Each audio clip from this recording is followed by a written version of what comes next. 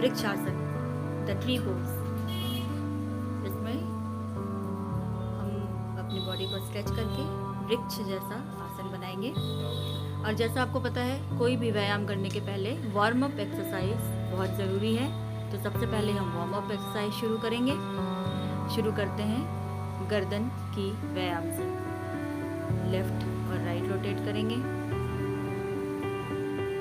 जितना आपसे हो सके ये गर्दन की फ्लेक्सिबिलिटी को बढ़ाता है, पीछे की तरफ और आगे की तरफ, फिर पीछे की तरफ। जितनी आपकी गर्दन से हो सके कंफर्टेबली उतना करेंगे।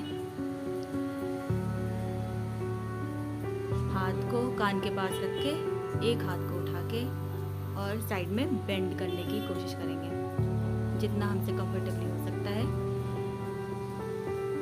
वार्म अप एक्सरसाइज हमारे पूरे शरीर को आगे व्यायाम के लिए तैयार करेगा। इसी तरह से गर्दन के बाद दोनों हाथों को पीछे रखेंगे सर पे और सर को आगे की तरफ झुकाएंगे। सीधे खड़े होंगे और कंधों को पीछे रोल करेंगे। ऐसा 5 बार करेंगे क्लॉकवाइज और 5 बार एंटी क्लॉकवाइज।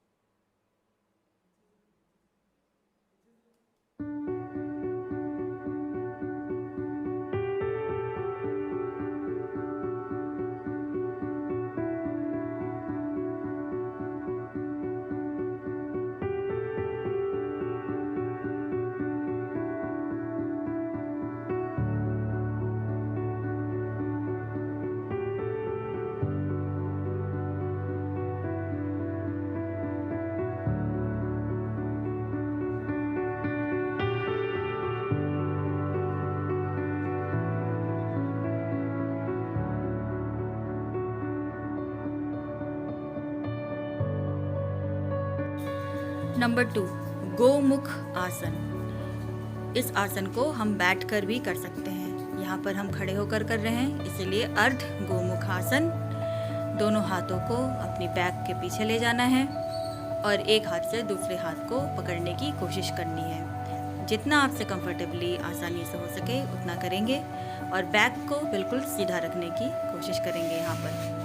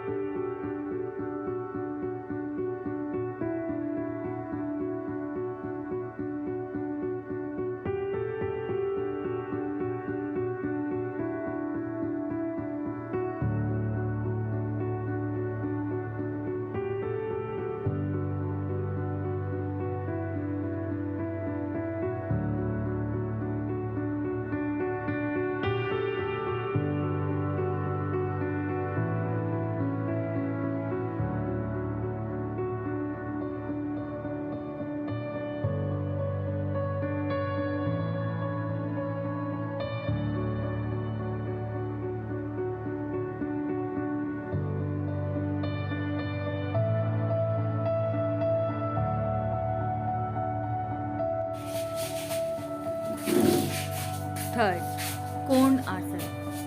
इसमें एक हाथ को अपने पैर पर रखकर एक हाथ की तरफ ऊपर देखते हुए बेंड करने की कोशिश करेंगे कमर से साइडवेज। बैक को सीधा रखेंगे और कोशिश करेंगे कि आगे की तरफ ना झुके या पीछे की तरफ ना झुके, साइड में झुकने की कोशिश करेंगे। पहले लेफ्ट और फिर राइट। ये आपकी बैक के लिए और आपके स्टमक के लिए बहुत अच्छी एक्सरसाइज है।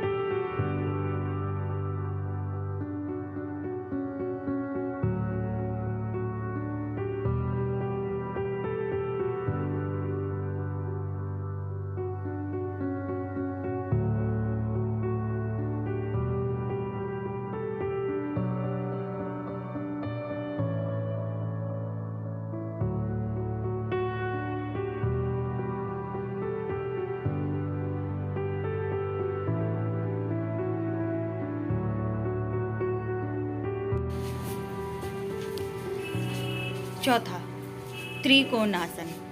इसमें दोनों हाथों को फैलाएंगे, फीट अपार्ट, और लेफ्ट हैंड से राइट फीट को छूने की कोशिश करेंगे और राइट हैंड से लेफ्ट फीट को छूने की कोशिश करेंगे क्रॉस करते हुए। और इसे जल्दी जल्दी भी कर सकते हैं, जितना हमसे कंफर्टेबली हो सके उतना।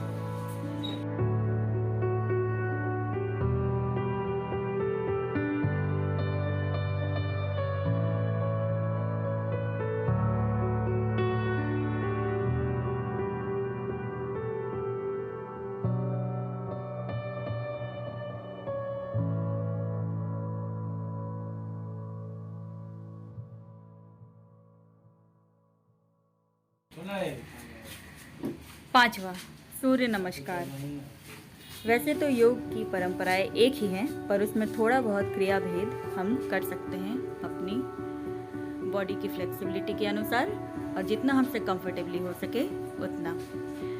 सूर्य नमस्कार में 12 आसन होते हैं। भुजंगासन अभी जो हम कर रहे हैं इसे भुजंगासन कहते हैं। इसमें हम ऊपर सूर्य की तरफ देखेंगे और अपनी बैक को बिल्कुल सीधा रखते हुए धीरे धीरे पैरों को मोड़ेंगे, शलभासन में आएंगे और सीधा खड़े होंगे। एक बार और इसको रिपीट करेंगे। सूर्य नमस्कार अगर आप दिन में 10 से 20 बार कर सकें तो आपके पूरे शरीर का योग अभ्यास आसानी से हो सकता है। छठा, बटरफ्लाई। बटरफ्लाई आसन के लिए आपको अपने दोनों पंजों को एक साथ लाना है और उसे अपनी तरफ जितना हो सके उतना खींचना है। दोनों हाथों से अपने पंजों को पकड़ना है और अपने घुटनों को बटरफ्लाई की तरह, तितली की तरह मूव करने की कोशिश करनी है। ये आप 30 to 40 टाइम्स कर सकते हैं। इससे आपके जो जॉइंट्स हैं वो लुब्रिकेट हो जाते हैं और पूरे शरीर में रक्त का संचालन बहुत अच्छे से होने लगता है। इसमें भी बैक को सीधा रखेंगे और अपनी दृष्टि को सामने किसी नॉन मूविंग ऑब्जेक्ट पर केंद्रित करते हुए यह योग की प्रैक्टिस करेंगे।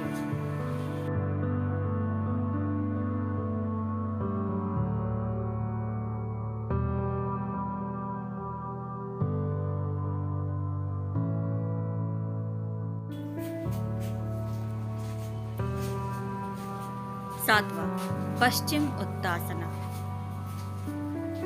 इसे हम खड़े होकर भी कर सकते हैं। इसमें बैक को सीधा रखेंगे, पहले घुटनों को सीधा रखेंगे, दोनों हाथों से अपने पंजों को छूने की कोशिश करेंगे। धीरे धीरे जैसे आपकी फ्लेक्सिबिलिटी बढ़ेगी वैसे ही आप अपने सर को अपने घुटने तक लगा सकते हैं।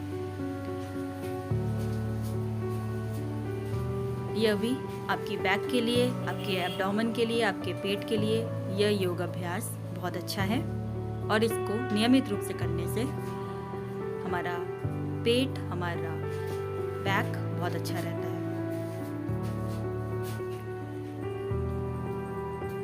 योगा हमारे पुरखों की विद्या है।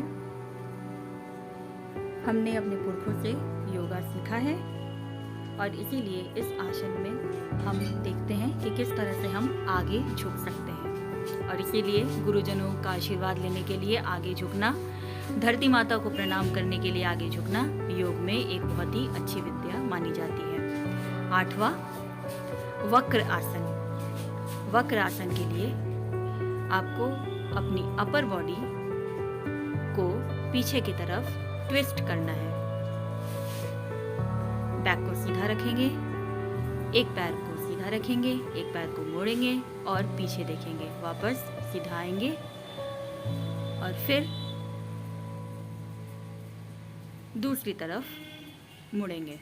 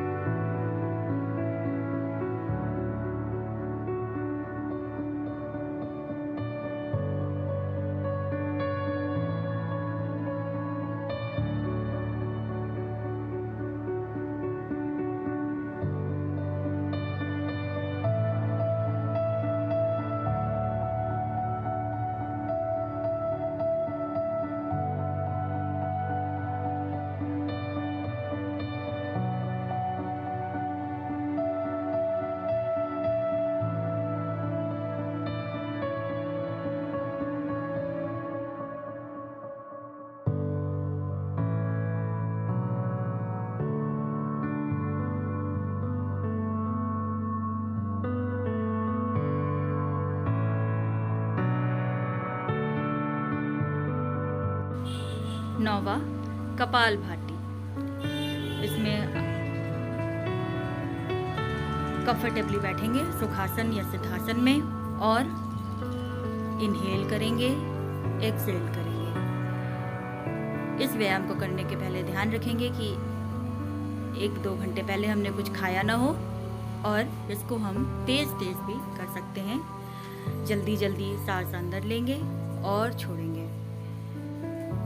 ये हमारी एकाग्रता को बढ़ाता है और डाइजेशन को भी इम्प्रूव करता है। कपालभाति या अनुलोम विलोम अगर हम नियमित तौर से करते हैं तो हम बहुत स्वस्थ रह सकते हैं।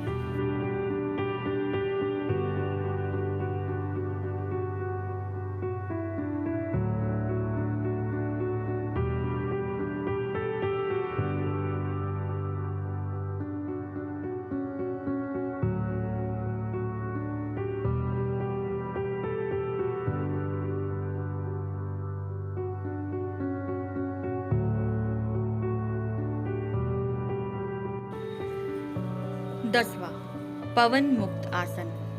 इसके लिए सीधा लेटेंगे शवासन में और घुटनों को मोड़कर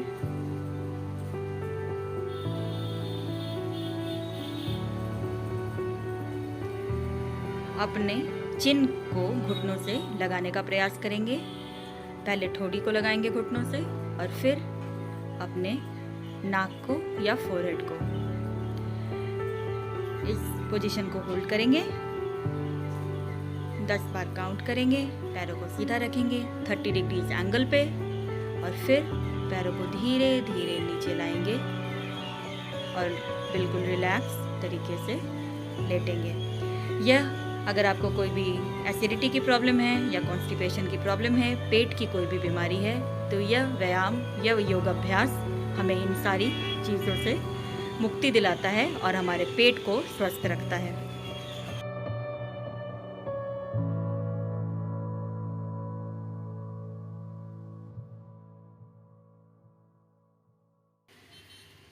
ग्यारह, शलभ आसन। इसमें सीधा लेटते हुए पैरों को 30 डिग्रीज एंगल पर उठाएंगे ज़मीन से और उस पोजीशन को होल्ड करने की कोशिश करेंगे। 12, धनुर आसन, द बो पोज। इसके लिए सबसे पहले ज़मीन पर अपने पेट के बल लेटेंगे और एक एक पैर को पहले मोड़ने की कोशिश करेंगे।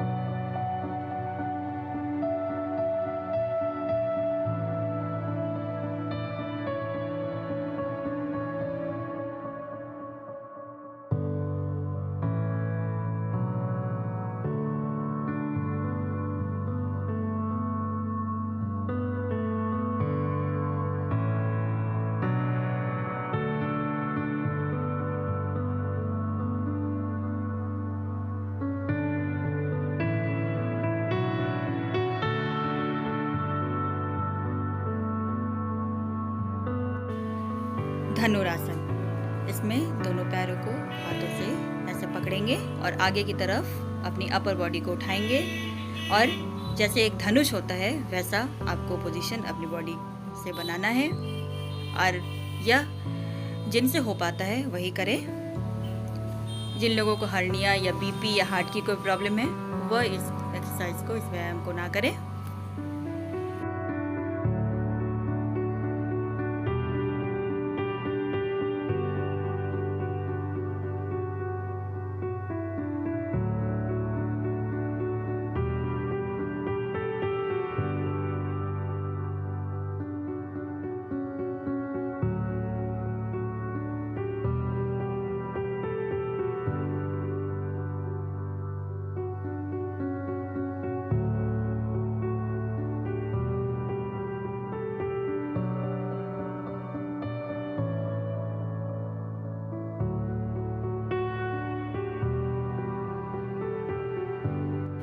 तेरहवा, अर्धहस्त आसन। इसको आप पेट के बल लेटकर और बिल्कुल आराम से कर सकते हैं। ये सभी कर लेते हैं। ये योग अभ्यास सभी के लिए है और यह आप 5-10 मिनट जितनी देर हो सके आप उतनी देर कर सकते हैं।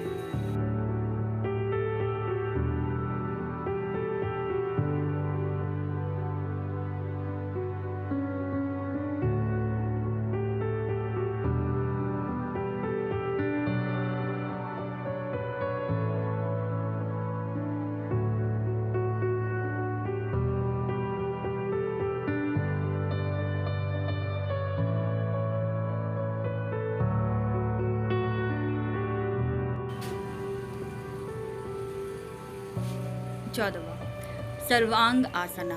इसमें दोनों पैरों को कमर से उठाना है और पैरों को पीछे ले जाना है। जितना आपसे हो सके आप उतना करें। अगर इसको करने में कठिनाई होती है तो कम से पहले पैरों को सीधा रखें और जितना मुड़ सके उतना मोड़ें। यह भी एक बहुत अच्छा योगाभ्यास है आपके पीठ के लिए, आपके पेट के लिए। और इसमें सर्वांग आसन ये आपके सारे अंग प्रत्यंगों को स्वस्थ रखने में मदद करता है। और इस पोजीशन को होल्ड करें 5 से 10 सेकंड के लिए काउंट करें, और अगर आपसे ज़्यादा देर भी रुक सकते हैं यहाँ पर तो रुके, और इस पोजीशन को होल्ड करते हुए फिर धीरे धीरे पैरों को नीचे लाएं।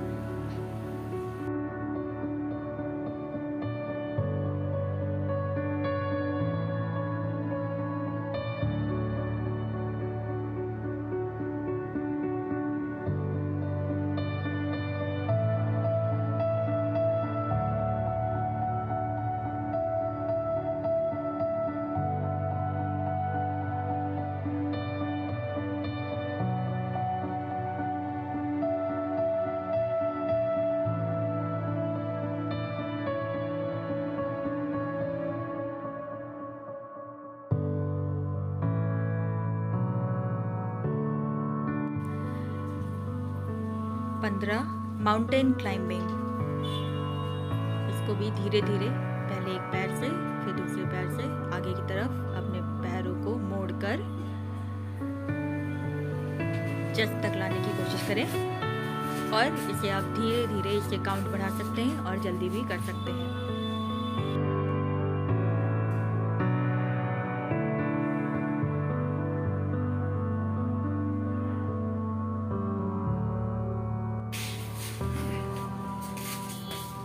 सोलह मरकट आसन। इसमें एक पैर को दूसरे पैर के ऊपर क्रॉस करके अपर बॉडी को ट्विस्ट करेंगे, हथेलियों को जमीन पर रखेंगे।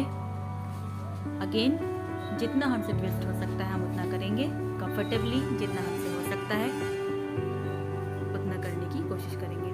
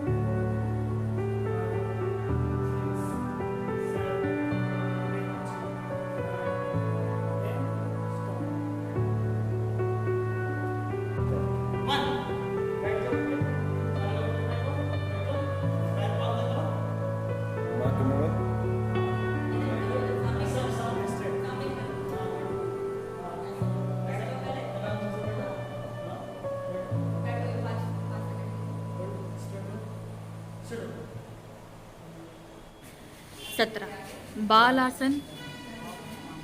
इसमें अपर बॉडी को आगे की तरफ बेंड करेंगे, सिर को ज़मीन से सटाने की कोशिश करेंगे, हथेलियों को ज़मीन पर रखेंगे।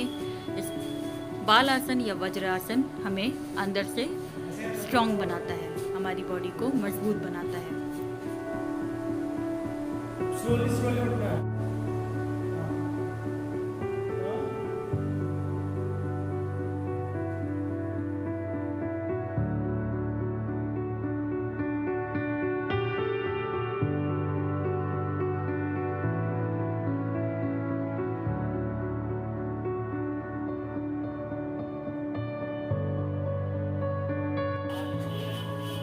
18 ताड़ आसन।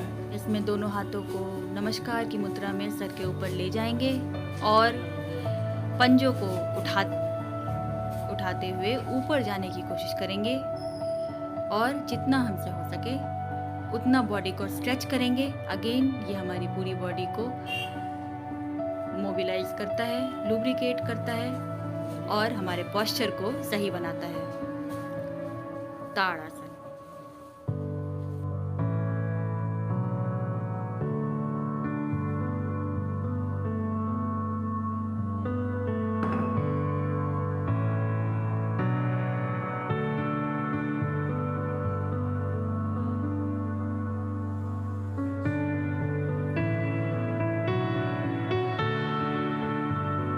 19 वीरभद्र आसन, द वॉरियर पोज। इसमें एक पैर को सीधा रखेंगे, दूसरे पैर को नी से बेंड करते हुए, जिस नी को बेंड किया है उधर ही अपनी बॉडी का पूरा वेट ले जाते हुए आगे की तरफ झुकेंगे।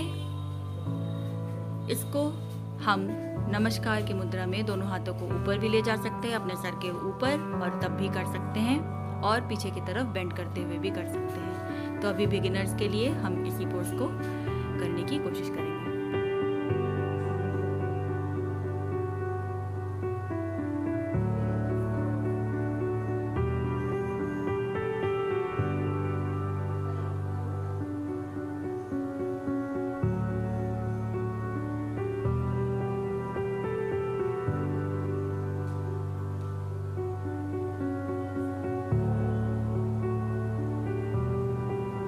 आसना, इसमें शोल्डर्स को रोटेट करेंगे। इसको हम बैठ कर भी कर सकते हैं, बैठकर सुखासन या सिद्धासन में बैठकर, और तब भी हम इस व्यायाम को कर सकते हैं, इस आसन को कर सकते हैं, या फिर खड़े होकर भी इसको व्यायाम को कर सकते हैं।